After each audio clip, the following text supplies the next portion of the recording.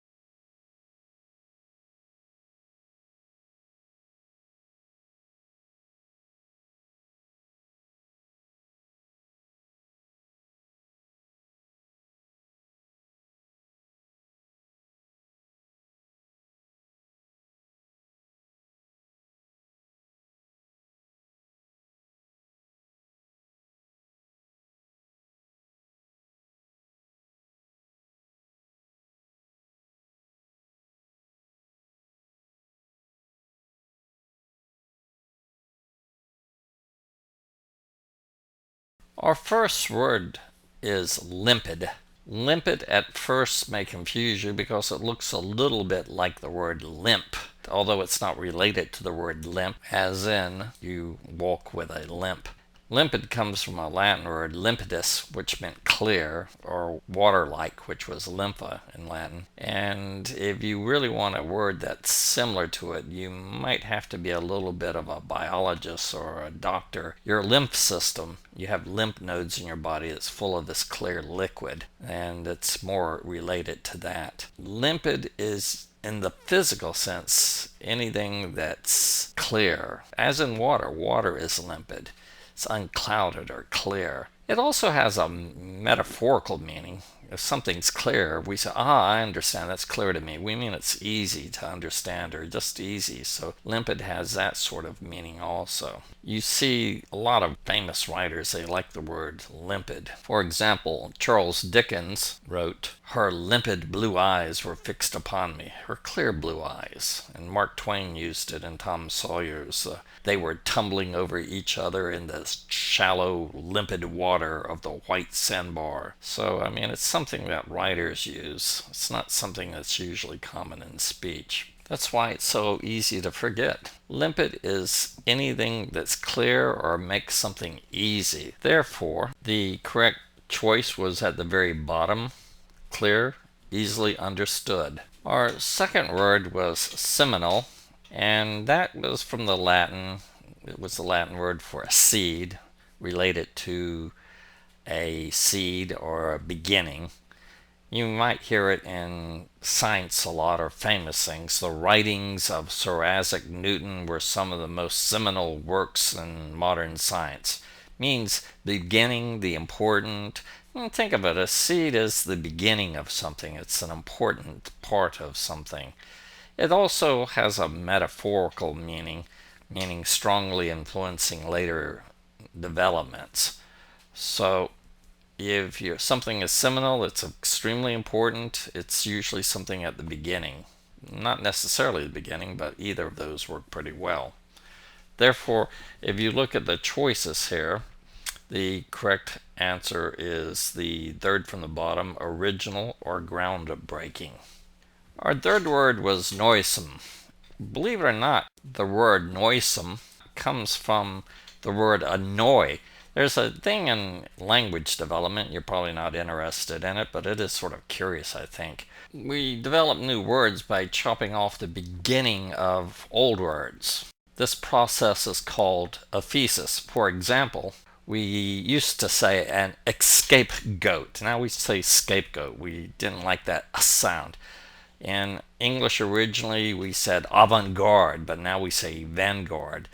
You saw the development of the word especially to form. Sometimes we use the word specially. Even the word cute was originally from the word acute. We just cut off the very first syllable, the a part. Over long periods of time, this is how some of our words developed. You often hear in everyday English people saying, you know, instead of did you know.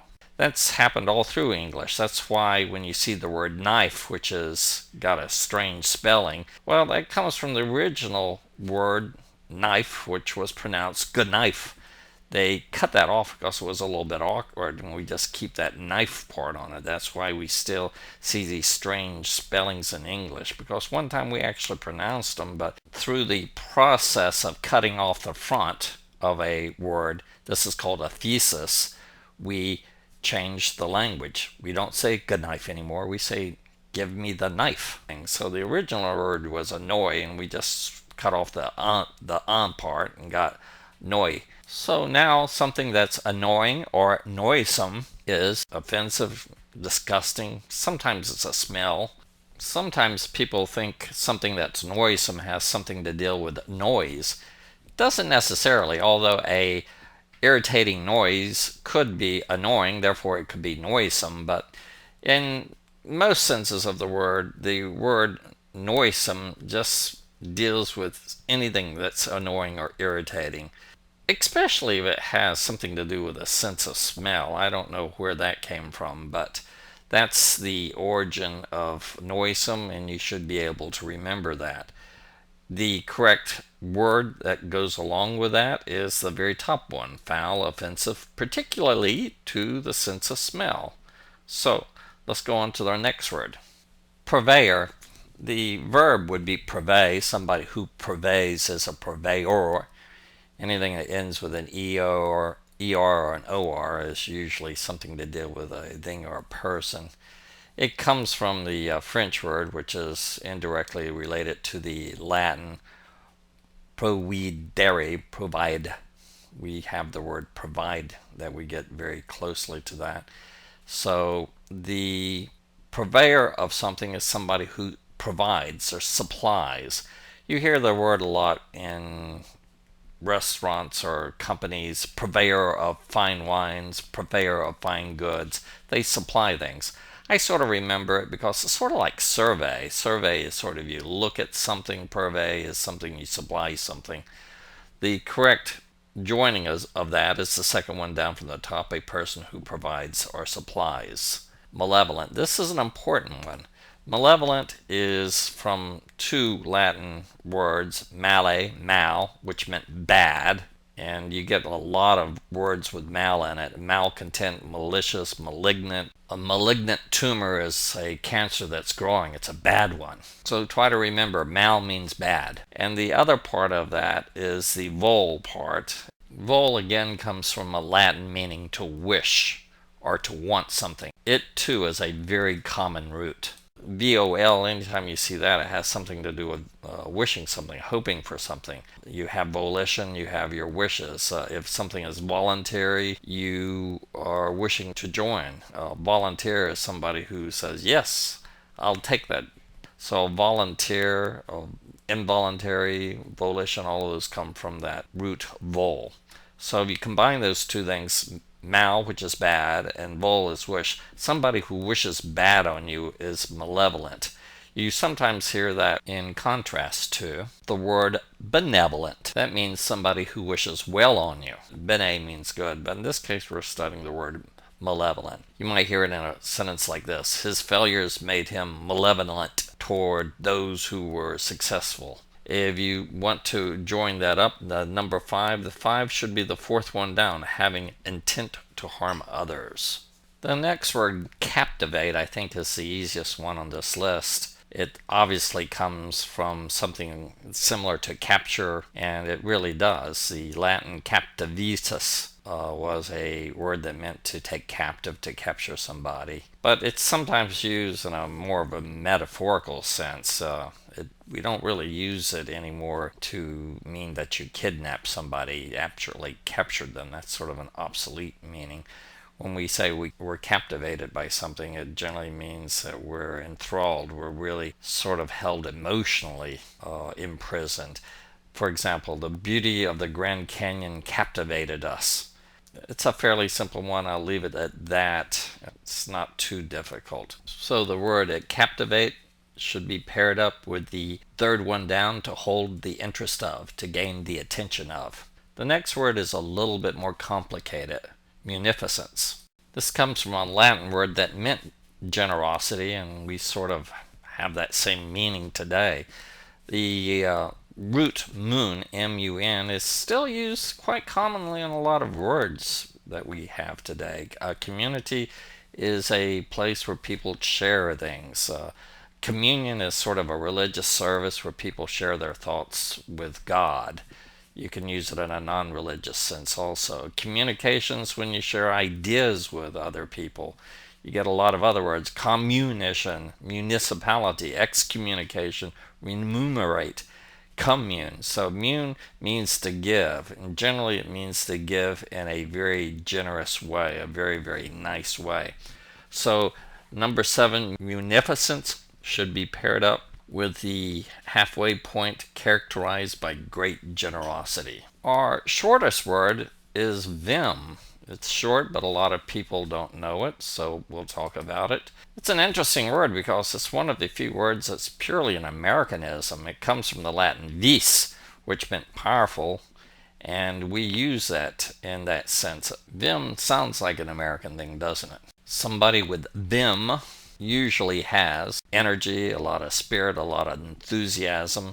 For example, every country feels that it does some things better than others and defends such national strengths with special vim. You often hear the word vim paired up with the word vim and vigor. I don't know why that is. Vim and pep, vim and energy. The correct pairing up with number 8 should go to the second from the bottom, energy or vigor. The next one I think is fairly simple, even though you've never seen it. Partisan clearly has something to do with the word part. It's usually a supporter or a person of a group, and the origin should be fairly obvious. You might hear a phrase such as this: the French partisans were effective in destroying Nazi supply lines during World War II. That's being used in a war or political context. Right now in our country, we're said to be very partisans. Think about it. We have different parties. That makes us partisans. Some of us are partisans of the Republicans. Some of us are partisans of the Democrats. Some of us are nonpartisan, maybe independent. So that's fairly simple. So number 9 should go toward the middle, an adherent or supporter of a person, group, or party. And our final one is abduct, extremely important.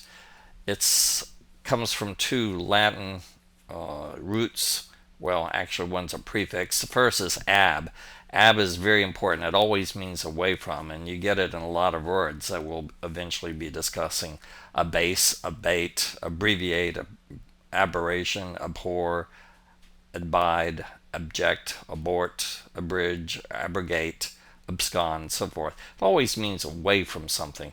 The root that's in that, duct, means to lead. You get it, a conductor of an orchestra leads the orchestra. To conduct electricity is to lead it in one way. Reduction is to reduce the lead.